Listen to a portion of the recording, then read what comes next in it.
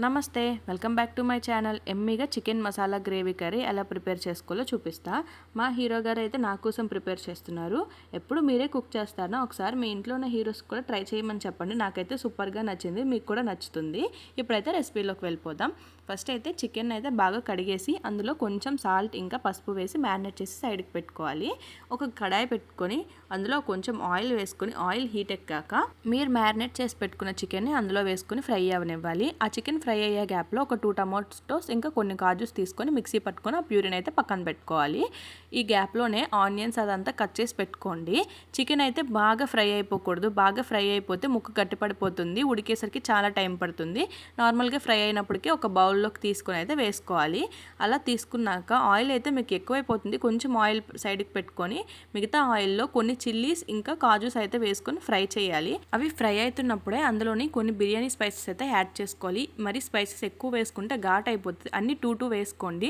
దాల్చిన చెక్క అయితే చిన్న ముక్క వేసుకుంటే సరిపోతుంది.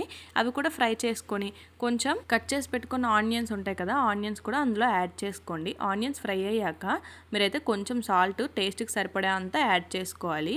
ఇప్పుడు అందులోనే కరివేపాకు కూడా వేసుకొని బాగా ఫ్రై అవనివ్వాలి. అప్పుడే కొంచెం పసుపు కూడా యాడ్ చేసుకోవాలి. ఇప్పుడు పసుపు కూడా యాడ్ అయ్యి ఫ్రై అయ్యాక అందులో అల్లం వెల్లుల్లి పేస్ట్ వేసుకోవాలి. అల్లం వెల్లుల్లి పేస్ట్ బాగా పచ్చివాసన పోయే వరకు వేపుకోవాలి. అలా ఫ్రై అవ్వకపోతే పచ్చివాసన వస్తుంది. అందుకే పచ్చివాసన పోయే వరకు ఫ్రై చేసుకొని కారం అయితే యాడ్ చేసుకోవాలి.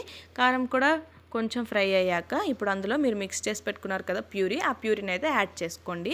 ప్యూరీ అయితే బాగా ఫ్రై అయిపోయి ఆయిల్ అంతా పైకి వచ్చేటప్పుడే మీరు ఫ్రై చేసుకొని పక్కన పెట్టుకున్న చికెన్ అయితే యాడ్ చేసుకోవాలి. చికెన్ అయితే ఒకసారి మిక్స్ చేసుకొని ఒక గ్లాస్ వాటర్ పోసేసి సిమ్లో పెట్టుకొని కాసేపు అయితే ఉడకనివ్వాలి. చూసారా, మీకైతే మంచి గ్రేవీకి సరిపడా కన్సిస్టెన్సీ వస్తుంది. అలా వచ్చినప్పుడైతే పైన కొంచెం కొత్తిమీర వేసుకొని ఇంకా స్టవ్ ఆఫ్ చేసుకుంటే సూపర్గా ఉంటుంది. నాకైతే చాలా బాగా నచ్చింది. రైస్లోకైనా రోటీస్లోకైనా సూపర్గా ఉంటుంది. ఒకసారి ట్రై చేయండి. Okay, bye. Subscribe my channel.